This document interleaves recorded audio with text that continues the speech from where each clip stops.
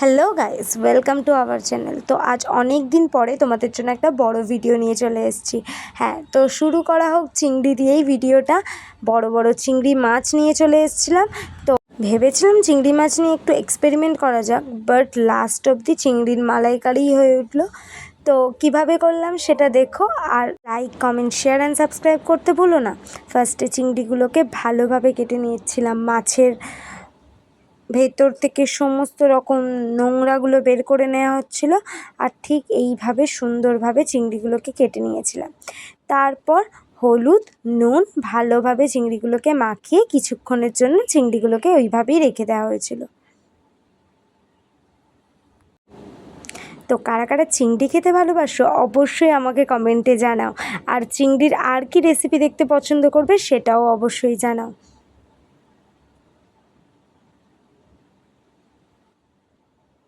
দেখো, তারপর চিংড়িগুলো যাতে সোজা হয়ে নিজের পায়ে দাঁড়াতে পারে তার জন্য ভালোভাবে টুথপিক নিয়ে দুদিক দিয়ে চিংড়িগুলোকে দাঁড় করানোর চেষ্টা চলছিল।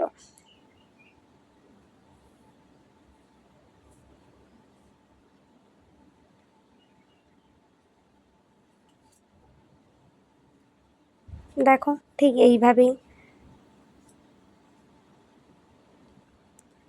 তারপর কড়াইয়ে তেল গরম করে চিংড়িগুলোকে ছেড়ে দেওয়া হলো তেলে। ফার্স্টে 3টে চিংড়িকে ভেজে নেওয়া হলো এদিক ওদিক ভালোভাবে।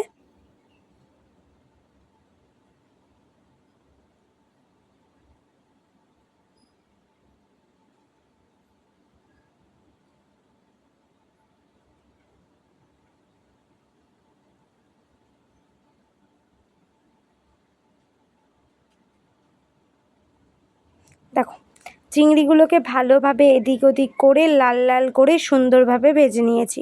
তো ফার্স্টে তোমরা চিংড়িগুলোকে এইভাবে ভেজে নিও।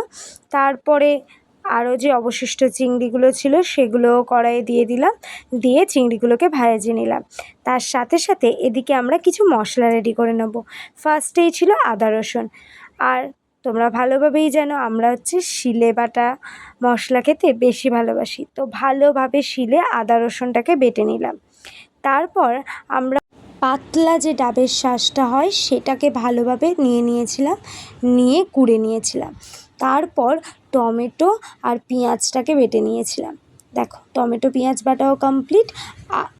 আর তারপরে ওই পাতলা পাতলা নারকেলগুলো ভালোভাবে থেঁতে আর বেটে নিয়েছিলাম। তো তারপর আরেকটা মশলা তৈরি করে নিয়েছিলাম, জিরে, সর্ষে আর হচ্ছে কাজু। ভালোভাবে এই বাটাটা কিন্তু মেন বাটা, তো ভালোভাবে এই বাটনাটা তৈরি করে নিয়েছিলাম আমরা। তারপর একটা কড়াইয়ে গরম জল করে নিয়েছিলাম, নিয়ে ওই যে বাটা নারকেলের শাঁস ছিল সেটা ওর মধ্যে দিয়ে দিয়েছিলাম। তারপর ওই যে চিংড়ি ভাজা যে অবশিষ্ট তেল ছিল তাতে তেজপাতা, দারচিনি, এলাচ দিয়ে ভালোভাবে ভেজে নিয়ে আদা রসুন বাটা আর টমেটো বাটাটা ভালোভাবে দিয়ে ওই তেলের মধ্যে ভেজে নিচ্ছিলাম। দেখো, ঠিক এইভাবে টমেটো বাটা দেওয়ার পরে কালারটা কিন্তু সেই চলে এসেছিলো।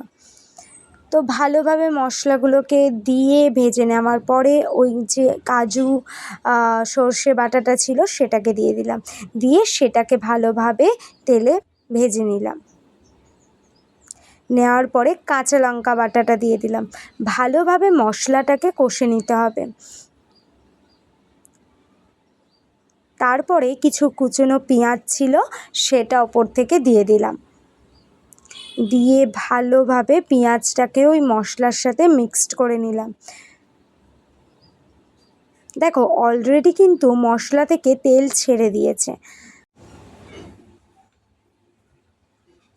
মশলাটা আমাদের হয়েই গেছে কষা একদম ভালোভাবে, তোমরা দেখতেই পাচ্ছ।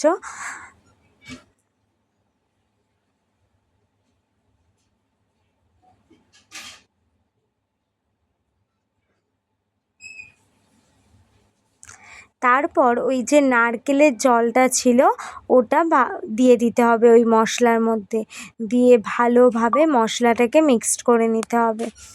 দেখো, কালারটা কিন্তু সেই এসছে। তো তোমরা কিভাবে হচ্ছে চিংড়ি মাছের মালাইকারি করো সেটা অবশ্যই জানিও। তো ভালোভাবে ওই মশলাটাকে ফুটতে দিতে হবে। দেখো মশলাটা ভালোভাবে ফুটে গেছে।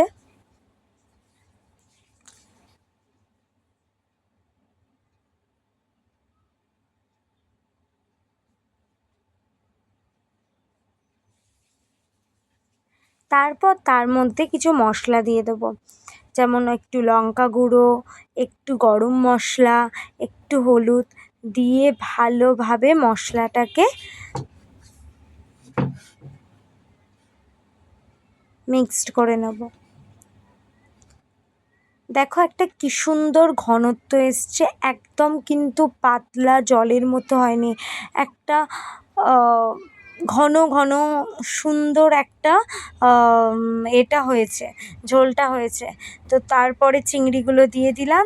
দেওয়ার পরে দেখো আমাদের চিংড়ি মাছের মালাইকারি কিন্তু একদম রেডি। গরম গরম ভাতের সাথে চিংড়িগুলোকে সার্ভ করে দেওয়া হলো, আর তার সাথে স্যালাড তো ছিলই। দেখো চিংড়িগুলো এতটাই জুসি ছিল এবং ভিতরে ঘি ভর্তি ছিল। তো দারুণ খেতে হয়েছিল। এই রেসিপিটা একবার ট্রাই করো, আর কেমন লাগলো তোমাদেরকে ভিডিও সেটা অবশ্যই জানিও। পরের ভিডিও খুব তাড়াতাড়ি আসতে চলেছে, তো সাথে থেকো এবং like comment share and subscribe অবশ্যই করে দিও। তো টেস্টটা ছিল কিন্তু দারুণ এই রান্নার। তো টাটা, পরের ভিডিওতে আবার কিছু ইন্টারেস্টিং ভিডিও নিয়ে আসতে চলেছি। আর চিংড়িটাও সেই সফট ছিল।